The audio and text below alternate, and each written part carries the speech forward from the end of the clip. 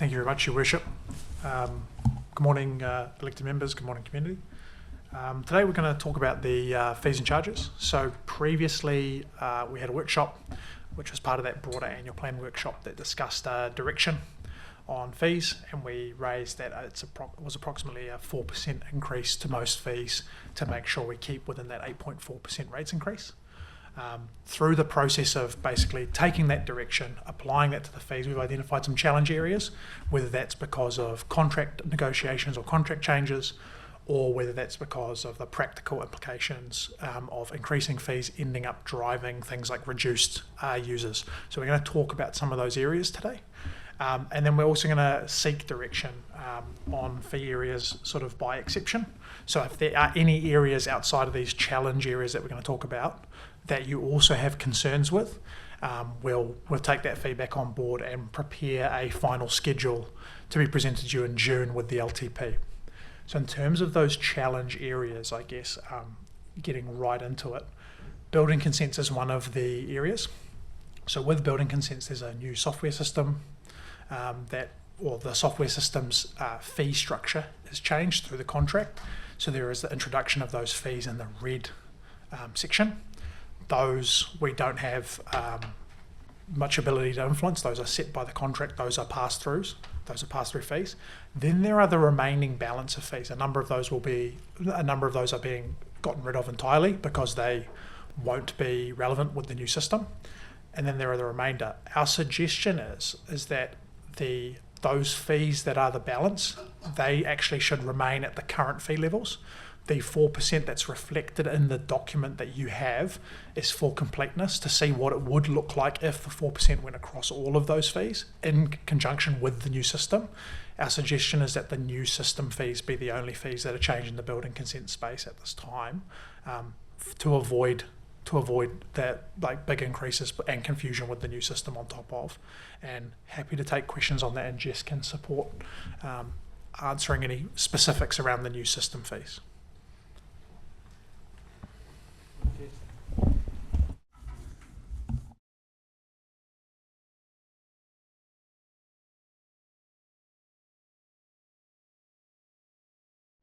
I wasn't sure if I was allowed to go then. Is it commonplace when we get a new system to on-charge that specifically to the end user?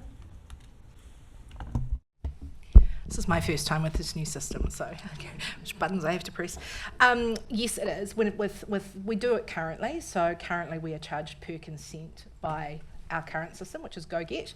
What I just want to make really clear is that this change to the red part of the document that you can see is what Objective who own GoGet are calling a fee realignment. So every current GoGet customer, so GoGet is the processing and consenting software that we currently use, are having to do this to their fees. So this is what they're calling a fee realignment. And then we will be moving through to a new consenting software, which is Objective Bill, but that won't happen until the new year, potentially, at the earliest. And the fees will remain the same. Right, so there's a new system coming in the next year. Is that what you... Yeah, so currently we have GoGet. Yes. GoGet is owned by Objective. Yes. They are realigning they're calling it a fee realignment as of the 1st of July. Yeah. Objective Build, which is the new system that we are moving to, has exactly the same fee structure. Right, okay, so there won't change. There won't be another change. Okay, good. And will that provide some efficiencies? Because a lot of the consenting is time recovery. Yes, absolutely it will. It's a new system. It's more up to date. It's got a whole lot of new exciting features that we're looking forward to being able to use. The other great thing about Objective Build is that it's being used by a lot of councils. It's a one port of call for customers, like our group housing builders that go in, they'll be able to log into Objective Build and see their consents here in Taupō and Tauranga and Rotorua and not Rotorua because they're not using it, but about 53% of the BCAs in New Zealand are going to be picking up Objective Build so far. Okay, thank you.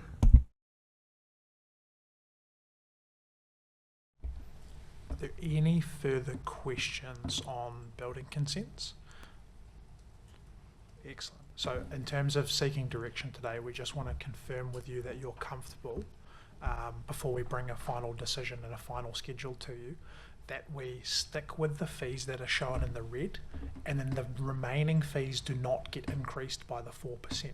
So the remaining fees that are in there around time recovery, around the building inspections, do not increase those on the basis that the new system is coming in, which has some significant fee implications in and of itself before we even start trying to add on additional percentages onto these other fees. There are multiple fees in there though that will either be deleted as part of the new system, part of the new fee realignment, or reduced. So we will reduce the ones that have got the minus next to them, and delete the ones that say to be removed. And so, for instance, the building management officer hourly rate, we've got current 245, and then the increase, it looks like an increase there to 255. No, that will stay at the 245. It will stay, okay. Yeah, so that's just to show you what it would look like at 4%. Okay. If we were to increase. I did a little exercise in anticipation, Rachel, because I thought you might be interested on time for a consent. Yes. In the last 6 months, the average time for a consent from residential 1 right through to C3 is approximately 6.5 hours. So when you're looking at a 4% increase on the total, we're looking at about less than $100,000 if you were going to increase by that 4% over time. Okay. No, I just wanted clarification on what we've got here, because it does look as though there are increases aligned with them. So, no. Okay, great. So through the chair, for these challenge areas, we left the 4% increase based on the direction that you guys gave, just so then we were really clear that you had all the information of what 4% would look like, and then we could also speak to what the impact of that would be cost-wise. So as Jess has said, the impact of that cost-wise of not doing an increase there is sort of less than 60,000. Cool. Everyone having a building consents? Duncan? Well, are we up to pools yet? Or are we? Oh, sorry. Yeah. Andrew, next. Absolutely. So for the thank you very much, Jess. Sorry, I had my hand up and my microphone on. Just in regards to the building consent and the site inspections, do we have a procedure where if there's a minor thing that people can do something such as send a photo through, or do we have an absolute compliance where the site must be revisited and we continue to incur additional costs? That's really dependent on the situation and what it is. If there's an opportunity for if it's an RFI or something like that, then absolutely we will photographs. The inspectors will use that. It really depends on the degree of seriousness of the issue that they're looking at. So we try to do what we can to be as sensible as we can. Yeah, we try and take a really pragmatic approach, because we don't want to be costing people money where they don't need to be charged it. Thank you. Pools and charges. Pools and gyms, sorry. Excellent. So again, in the schedule that you've got, we've reflected that 4% direction. However, the on testing that direction of travel with the asset managers for the pools and for the gym, it's clear that there's some uncomfortable feelings about that level of charge. Taupō District's AC baths currently is one of the most expensive public pools around when we sort of compare ourselves to our peers. So it's quite expensive, and there's a real risk felt by the asset managers there that there will be a potential reduction in revenue if we don't get those people through the door and actually using the facility and actually paying something to come, because they'll decide to not come at all. So I guess the request from the team, and they can come up if they need to add anything further, is that they're seeking your direction to not increase those fees. Now, not increasing those fees again has about impact of about $60,000 on the forecast revenue. So there's a question there around you put them up or don't put them up. You've got them in front of you with the current charge versus the future charge. So that is something we're seeking direction on from you today. That will obviously, as with everything, have an impact on rates. And that impact cumulatively, you'll be talking about pushing towards close to 0.1%. I think the officers are on the right track there, because I know anecdotally I've been told the gym has gone real dead since activation of new ones around town. So I think you're doing the right thing. But Steve or someone want to comment on that?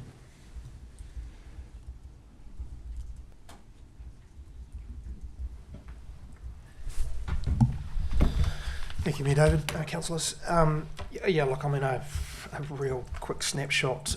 Currently a 12-month membership for the event centre gym works out to be $7.21 per week. City Fitness has opened recently. Their opening rates per week is $6.99. So we are mindful that, and we've had conversations in the past with elected members about being conscious of what our commercial sector in the fitness space is doing and not to be seen as direct competition to them. So yeah, the staff in reviewing this, and the same in the aquatic space, are very mindful about what other provincial pools and fitness suites are charging, and we're trying to keep within those bounds. Any questions or queries on that? Are they on the right track here, I think? Councillor Campbell. Well, through the chair, I'll try and beat Councillor Greenslade to the punch on this one. Maybe I'm thinking, maybe I'm reading more. If this is an opportunity to advocate for the free under 16s or under 18s for the Turangi pool, I know it wouldn't make a substantial, or the best of my understanding, it wouldn't make a substantial dent in anything. Is this a time to revisit that? Through the chair, it's obviously elected members are able to decide any of those matters if they wish.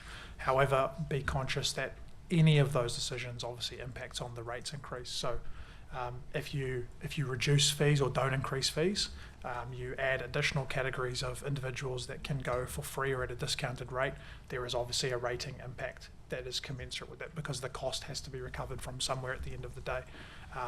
So there is a question there for yourselves to provide us direction on, is whether you're happy to live with potentially further increases to rates to allow for these outcomes that you're discussing, or whether you have to unfortunately not achieve those potential outcomes and keep the rates increased to that in that 8.4% range.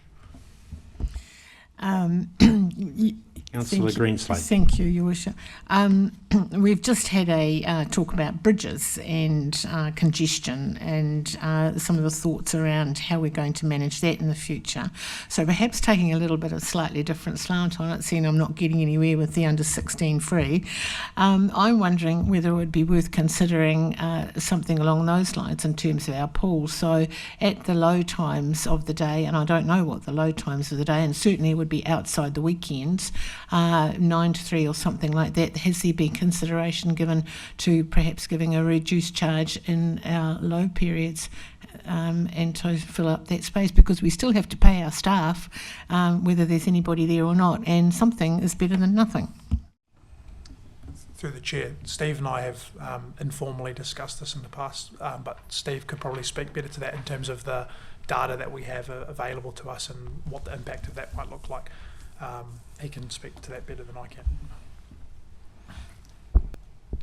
Yeah, look, modelling there, you're right. So times of day 9 till 3, it's predominantly in school time, and then the access through the schools and the swim school programs are actually, you could argue we're accounting for that in the fact that the Contact Swim Well program is doing that free access for students. Yes, probably not up to the age of 15-year-olds in that program, but it is happening.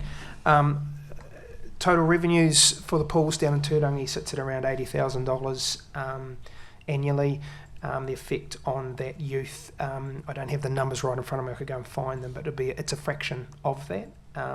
Would certainly not be anywhere near 80,000 in cost to the community if you were considering that. So it would be a smaller reduction. Councillor Leonard, did you have your... Want to finish what I was Right, saying? do you want to finish? I just want to finish, Yeah. yeah. Well, just off the top of my head, really, I was sort of thinking school holidays too. When the children aren't in any school programs or something like that, a reduction during those hours, sort of 9 to 3. I'm trying to meet the needs of the community as well as giving us revenue and using our facilities, which sit there and cost us money, whether we're using them or not. Completely agree with you and hear you. I mean, the two pools are closed at the moment for maintenance work, repainting. We will reopen. That maintenance should be completed this weekend, reopening on Monday with a free community day planned for next Saturday. We're just waiting on confirmation of reopening date so we can confirm comms on that. So we are, I guess we're building in community days in that space, so maybe that is a way of alleviating some of that community concern there as we look at a few more free community days, perhaps. I know we've done it in the past around, say, Tūrangi Christmas in the park, and certainly when we've closed the pools for maintenance in the past, we've always opened with free days. Councillor Campbell?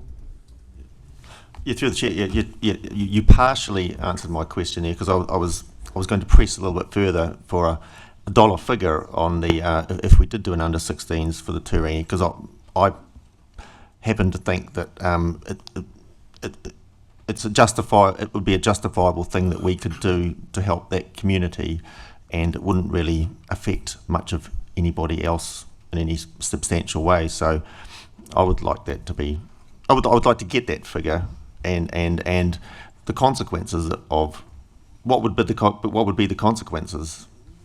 I think that's a fair enough question to put to the elected members. Well, if I may, councillors, I think we had this conversation through the LTP, which would be the appropriate place to have that discussion. In fact, I distinctly recall Councillor Campbell providing that information. I remember Steve emailing that. It's just, we're in an annual plan process. Just a little reminder that anything we do in terms of providing cuts to our fees and charges or ways of cutting the cloth, obviously we would need to come back with a revised rates increase too. For some reason, the figure of 20,000 is floating in my head. That may or may not be the actual correct figure, but I'm just saying, if it bumps up the price of people going to AC baths by 10 cents or something, I mean, why not?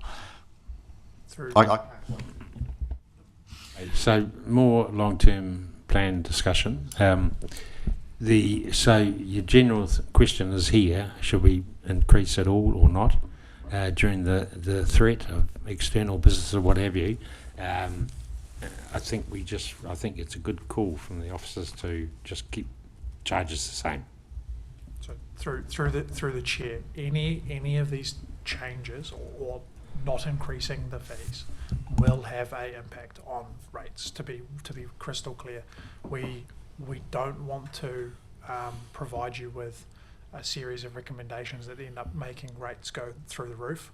But we're mindful of some specific challenges in the pool and gym space, and obviously with the building consent system in particular. Those are the two areas that we've identified as there being some significant challenges. Other than that, we're trying to basically keep that 8.4 where that 8.4 is, because that's the direction that you've set there, and then you've also set that direction on kind of that 4% direction on fees and charges broadly. So any of the other changes or adding in additional options, tweaks, or more broad changes like that, that's definitely something that's probably better suited to an LTP discussion, because maybe you're also talking about changing levels of service at that time as well, around opening hours or anything else like that. So there's a whole range of other discussions that can go alongside that. So I guess just being conscious of that rates increase while we're having this conversation. Councillor Taylor, you did actually had the first red light. Sorry, Councillor Greenslade. There was two greens here and one red here. I've got it again. Look at that. I get it that we continually increase prices and people stop coming because they can't afford it, so they vote for their feet. But I just wonder what analysis has been made around the elasticity of our prices going the other way. And I hear you saying if we increase or if we decrease the price or keep it the same, it has a direct impact on rates. Well, I would challenge that as being a digital equation, because if you lower the rates or keep them the same and more people come, then there's more revenue. See? Business 101. So I just wonder, have we done that analysis? And of course, if we're at capacity, well, it's a moot call anyway. So if we're not at capacity, have we the ability to increase capacity, therefore increase revenue without raising the prices? Through the chair, in terms of price elasticity, detailed work on price elasticity has not been done around the pools. We kind of know, in terms of benchmarking against our peers, what our peers charge for pools. We know what our current users are and what our historic users have been, our number of foot traffic movements through the pools, and we can kind of see a trend when we change the prices. But that detailed price elasticity work has not been done to date, and in terms of figuring out the revenue at a sort of a revenue maximising rate, whether that's actually a $2 reduction in fees to then see a commensurate increase in users, that level of detailed work has not been conducted to date. Councillor Greenslade. Yes, to be clear, I wasn't suggesting a reduction. It was really the opposite. It was really in addition to what the 80,000 that we've already got, and trying to get punters through the door who wouldn't normally come and actually add to that. That was really the whole purpose of that.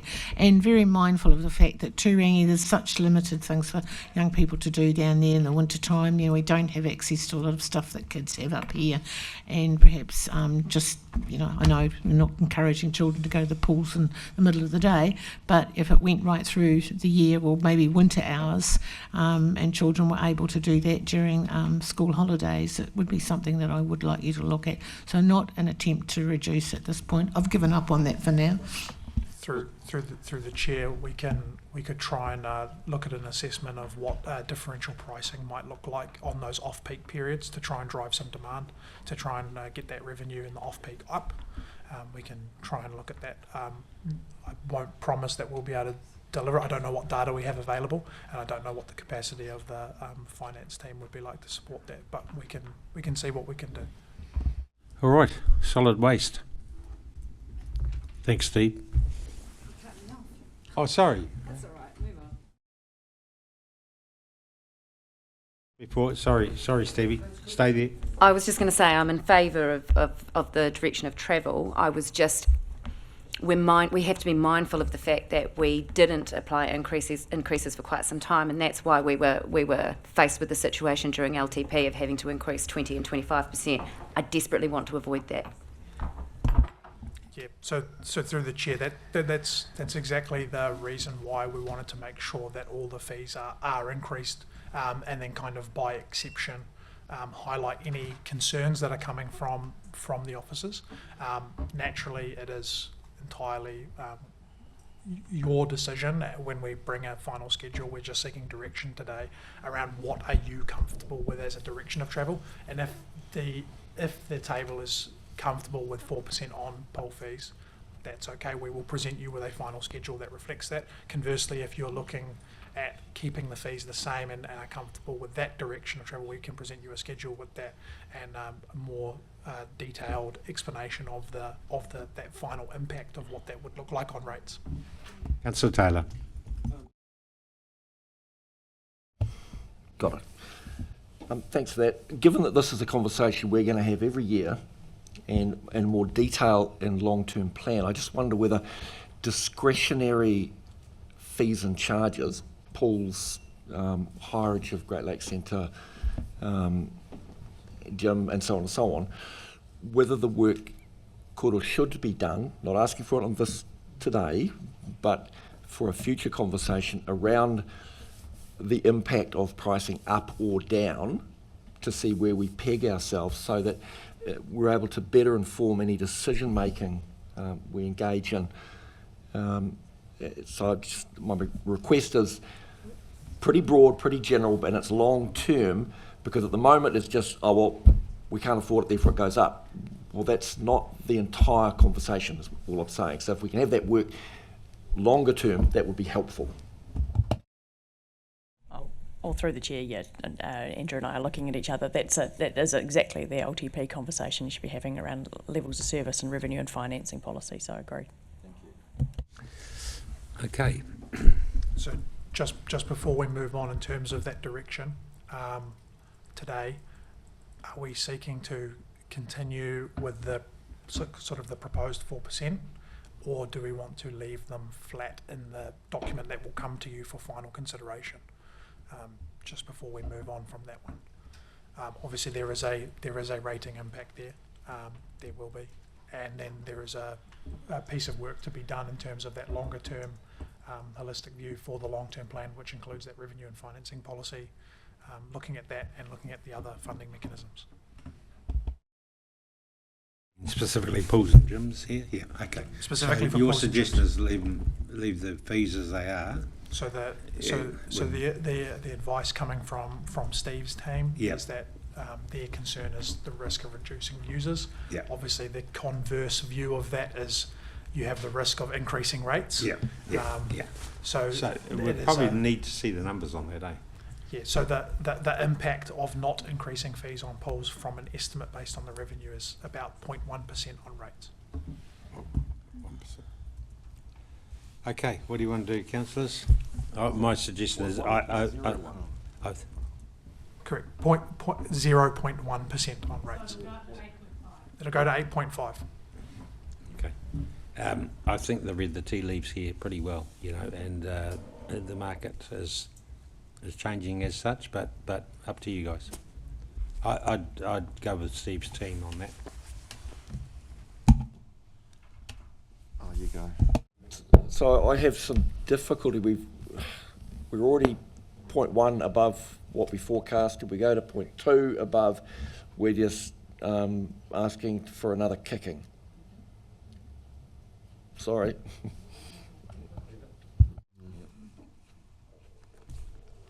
Whatever has a zero impact on rates is probably the line we need to take, at least for this year. Through the chair, I'll throw in it one last go. I think either way, I think we could throw in under 16s for Turangi. It wouldn't affect anything, actually. I think that's something we could do as a measure, a measure of goodwill. Can I suggest we have a vote on that one thing, doing under 16s for Turangi?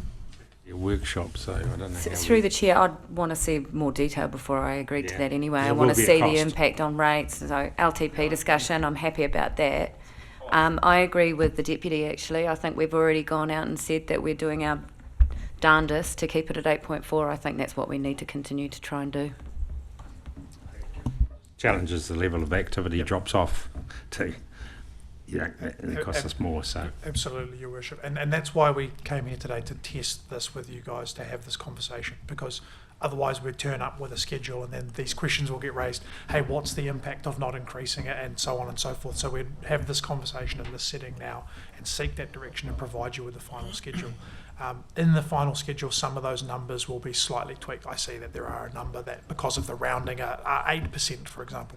We'll make sure that those are all aligned with the 4%. So there may be some funny numbers there, but it should overall be keep everything in that 4%. Well, through the chair, can I just make a request that, I mean, we're not deciding anything right now, but when the decision comes to us, can we get that information provided for the Turangi under 16s and the impact on rates, so that we can decide that at the time as well? Turangi thing is a different conversation. It's an LTP conversation, isn't it? Through the chair, we can provide that through the LTP process. We could get Yeah. that data. I don't know what Steve's availability of pulling that data, or if that data is even available. It may actually require some work by the team to effectively gather the data out of the system, which would be quite extensive, to see how many charges have come through at the children's rate, to figure out how many under 16s are coming through the door, because most of our facilities, and correct me if I'm wrong, Steve, are monitored purely by foot traffic. So we don't actually know specifically how many people through the door are under 16 versus how many people through the door are over 16. We'd have to go and analyse all of the charges and see how many times a child charge has been done in the system, and I don't know. Sarah would have to answer that one, if the system can even pull that out at all. I'm not sure. Well, through the chair, can I make a suggestion that if you do a simple 1 week survey and you'd get a proportion of 16s around, you can ask people, and that would be good enough to get a rough order. Okay. Back, it's long-term plan stuff. You know, that's when we make those big decisions. And when we made the decision to no charge under 5, that was quite a monumental call at the time. It was quite divided and all that sort of thing. So I think we've just got to be careful here. But, you know, I think Steve's team has read the market, but I totally understand, you know, you're going to put another 0.1% and, you know, God, I know what that's like. So bring the item to us, council meeting, and that debate can carry on then. Thank you. All right, Thank you Brendy. very much, Your Worship. No problem. Thank you. solid waste. So there's actually two items here in the solid waste space. There's clean fill as well as the fats, oils, and grease. And basically, what these two items are pertaining to is that there's I'm not sure if you've received the item yet to talk about the potential closing of fat, oil, and grease disposal at Broadlands landfill, and also the potential work around the landfill with the stage 1 of the landfill currently that's to be handed over eventually to the hapu. That land is currently being used as being capped off with clean fill, and so we can take clean fill at Broadlands. Once that land's handed over, there'll be limited opportunity at Broadlands to take clean fill anymore, and Brent can give you more details on that matter. But basically what we're talking about in that space is that there will be two changes to the fee schedule. Those fees will be basically flagged with a note that says these will continue as long as we can continue to take them, and once we can no longer take them, those fees will be removed from our website, as we will no longer be able to have those two services. They're not formalised levels of service for our landfills in our asset management plans and anything you've adopted through the long-term plan. These are services that are being provided on the basis that there is the opportunity to do so. They're not service levels that have been set. So if there are any questions about those in detail, please feel free to ask them, and Brent can hopefully answer them for you. Through the chair, are they free? Clean fillers. So the clean fill, I think, is set at $26 a tonne at the moment. We get maybe less than 1,000 tonnes. The clean fill site is currently used as cover over the old stage 1 landfill. It's not for commercial operators, it's just been for mum and dad that have got a bit of dirt. Once we've lost the ability to carry on utilising that clean fill over stage 1, because we're going to hand it over, we've lost the ability to utilise that, and any clean fill coming in would have to go into the landfill at the landfill rate. Yeah. If I was to quickly talk about the fats, oils and grease, we've identified that the current system isn't really working as well as we'd like. We think there's commercial opportunity for something like eco-gas or a worm farm to take fats and oils and greases for around about the same cost as what they should be paying now, because currently the fats, oils and greases don't go into the landfill. They go into a bag and it's not quite working the way, and it's sort of going back down the pipe and circulating through the process. It's not working for us. So if you added on the levy and the ETS cost to that, the sum will be fairly the same. So what we're saying is the service is there at the moment, but in the future they'll cease to exist. I thought the fats were going to Mainoki.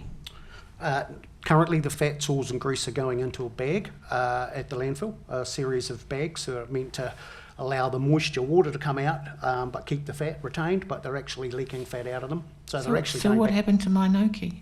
Well, Mainoki is an option for us to take fats, oils and grease. That's who we're sort of negotiating with. And so if you thought about system, you'd go to a restaurant in town, you'd suck it out, they'd get a larger volume, and then they'd truck that out to Mainoki. Okay.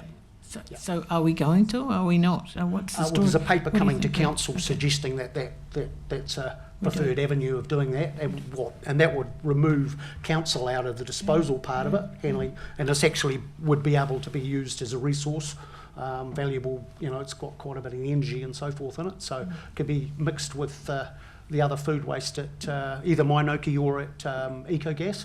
Yeah. Are we using eco-gas at present? EcoGas is being used. No, not presently. present. No. That's an option going. Tony? Correct. Yeah. Sorry, Tony's signalling some identification here.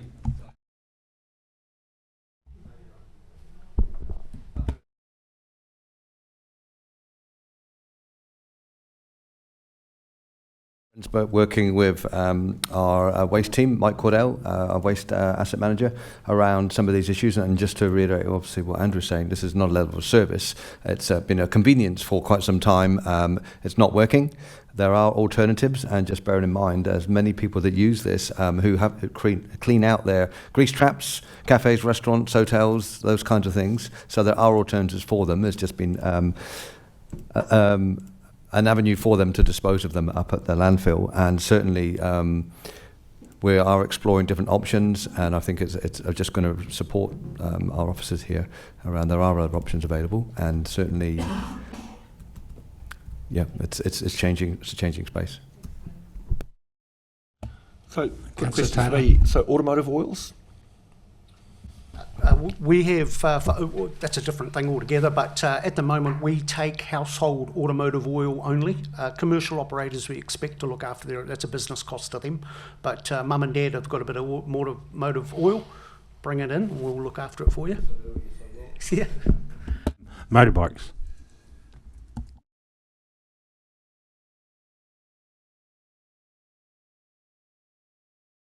Going forward, Brenty, it's been quite a good thing to do, to be able to do the green. Is that green waste, solid waste? No. Clean fill. Clean fill, so Yes. different. Yeah, okay. Just a quick point on that. There is another commercial operator that has a quarry. Won't name any names, but that commercial operator is looking to get a clean fill consent. I think they're very close to getting there. So I think there's a future potential commercial option for the market to dispose of clean fill, which it's a win-win for everyone, I think, in that space.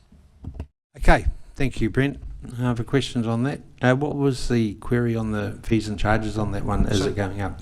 There's no real query there. It's No just query. more to Yep. inform that there will be a caveat placed on that. Okay. And obviously subject to a separate council paper. Which So if you go and deliver stuff at the dump, the clean, clean fill, you'll get a note now to say this is a limited time opportunity, or no? Is that what you're saying? That's something we can incorporate as we Yeah, get mind closer you, don't to want to that encourage handover. everyone to turn Yep. up on the same day, do you? So So we'll keep taking both of those things until we don't take them anymore. Is basically the message there, and just making that really clear to our community that those things will eventually come to an end because we won't have access to those Perhaps a bit those of a sites anymore. bit of a sign up now or something, by the where you dispose of it. Yep. Yeah, I'm sort of just wondering about some of the comms on this as well. I don't know if this is the right place to discuss it, but it seems to me we've got a lot coming out of central government that's driving this increase, levies, by the looks of it, and also some challenges around, crushed concrete and clean fill and the like, and that there are some private enterprises in the pipeline. Personally, I'm very in favour of user pays in those regards. So, yeah, I'm just hoping the comms will make it quite clear that we're not just upping the landfill charges willy-nilly, that it is actually imposed on us. Through the chair, as you'll see on those fees that are increasing in the schedule for solid waste, we've flagged that a number of them they're above that 4% on the basis of government adding on that additional $5 a tonne, I believe, to the waste levy. So that then has to go through all of those costs and is passed on to the customer. So that's above and beyond our own increase to match our own costs. That's additional too, and we can make sure that's really clear in the costs. Yeah, that's what I was getting at, because we understand around the table, but it's really hard to get that messaging out to the public. So, I don't want it to come back on staff particularly when it's not a decision that we're really able to make. Cool. Am I jumping the gun? We're talking about refuse, or are you going to talk about that, are you, at the dump stations? No, I just finish wanted it, to please. talk about the small load car, less than 100 kilograms, and you're increasing that to $28. There's very few loads that go into that dump where we are that is 100 kilograms, and people are paying the $26 and nowhere near getting anywhere near the 100 kilograms on those trailers. And I know there's been a bit of kickback via me over the charge of the $26. And of course, the minute you go over the 100 kilograms, you immediately incur the $66. So if it's 105, exactly. Well, that's how it's working, Brett. The 100 kgs is the limit for the minimum load. As soon as you go over that 100 kg, it works on the tonne rate. You don't automatically go to $66 at the Turangi transfer station because you've got a weighbridge. It's different for the facilities that don't have weighbridges. Yeah. The point Okay. I was actually making, though, was that very few people do actually get to the 100 kgs. Do you monitor that? Obviously, you've got data on that, and you know what the weight is that people you must do. Yeah. We can't determine whether it's a less than 100 kgs. We can see that there's been a 100k feed come through. But Okay. it doesn't tell us the way documentation doesn't tell So us it's not the actual telling you. load below Yeah. that. Okay, so yeah, I mean it's quite a serious load, 100 kgs, and I know that people are generally not getting near it. So to put it up to 28, I think it's a bit of a stretch, to be honest. Long-term plan. All right. Thank you, Brent. Do you do water too? No. Yeah. Water. So onto the water fees and charges. In the document, you've got fees and charges for water and wastewater, particularly around connections, Toby turn-ons, that kind of thing. Those fees that are in that document are significantly likely to change. We're currently in a negotiation process with our contractor that provides those services. So those fees are likely to change substantially between now and you receiving the final version, and that will be subject to that contract negotiation. So right now what we do in that space is if someone calls up council and asks for a Toby turn-on, we basically call the contractor goes out and activates that Toby for them, and we pass on the cost to that customer. So whatever the contractor charges us, we're passing that cost through. And the intention is to continue on with that same system, but we get to see what the final fees for each of these categories looks like as a result of that contract negotiation. So again, this is more of a heads up to you about that those fees are likely to be substantially different to what you've seen today. That was our indicative before we got the full details of this contract negotiation process. And Tony, anything else to add, please feel free. Less are they, Tony?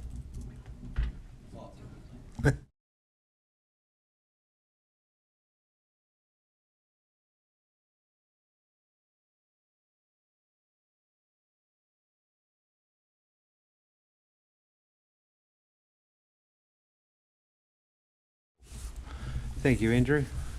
Well done. Good. Nothing final comments? Thank you very much, Your Worship and Councillors. Yep. Appreciate Cool. your time.